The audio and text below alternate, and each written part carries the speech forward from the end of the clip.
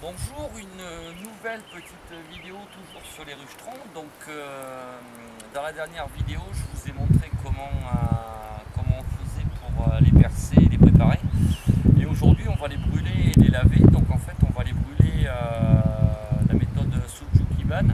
C'est une méthode traditionnelle japonaise. Vous chercherez, vous retrouverez. C'est une méthode qui permet de préserver les bois sans aucun traitement. Donc ça a plusieurs intérêts pour la rucheron. La première est bien évidemment de préserver les bois. Le deuxième intérêt, c'est d'enlever toutes les traces d'hydrocarbures, puisque vous avez bien vu que je les perce avec la tronçonneuse. Donc ça enlève toute la présence d'huile de chêne qu'on peut retrouver à l'intérieur de la ruche, qui ne serait pas forcément agréable pour les abeilles.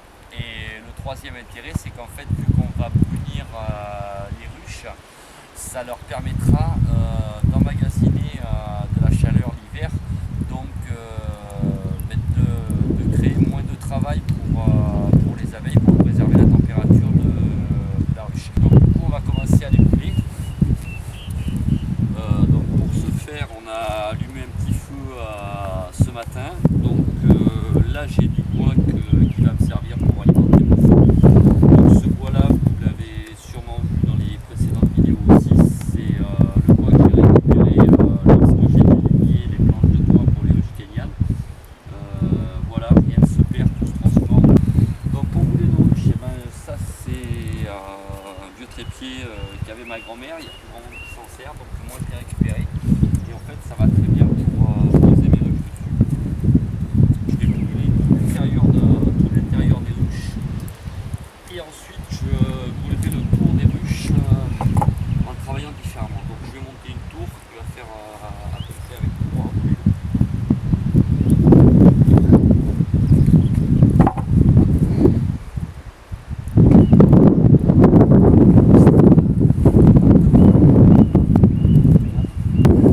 Donc en fait, le brûlage à l'intérieur de la ruche, ça va quand même aller relativement vite. Ce qui nous prend le plus de temps, c'est de brûler l'extérieur de la ruche. Et après, une fois qu'elles vont être intégralement brûlées à l'intérieur, ben, je vais en profiter pour essayer mon nouveau nettoyeur de pression Makita, le HP 1300, parce que en fait on va enlever toute la partie charbonnée sur la ruche. Donc les puristes font ça avec une brosse métallique. Le nettoyeur de pression, ça va très bien pour nettoyer, et ça donne un rendu vraiment lisse, comme si on avait pensé. Je vous montrerai ça tout à l'heure. Là, si tu viens voir, tu vas voir, on commence à voir l'épaisseur qui est charbonnée, donc on va le laisser un petit peu plus. Laisser descendre le bois.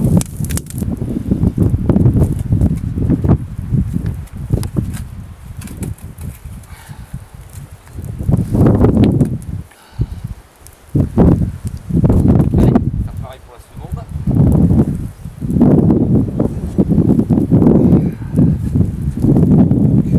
Je sais pas si mon pied.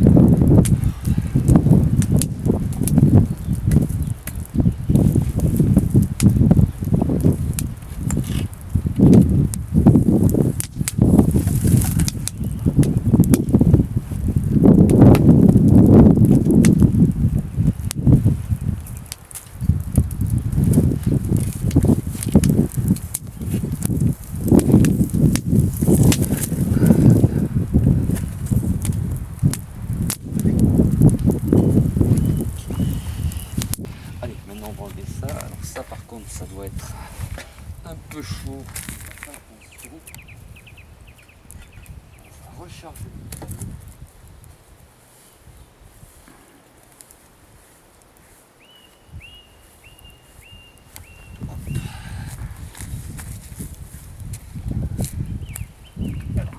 On va brûler les côtés.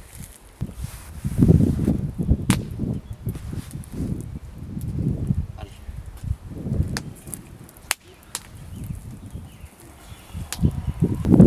Donc après, si ça reste un petit truc comme ça, ça c'est pas méchant du tout, hein. Voilà.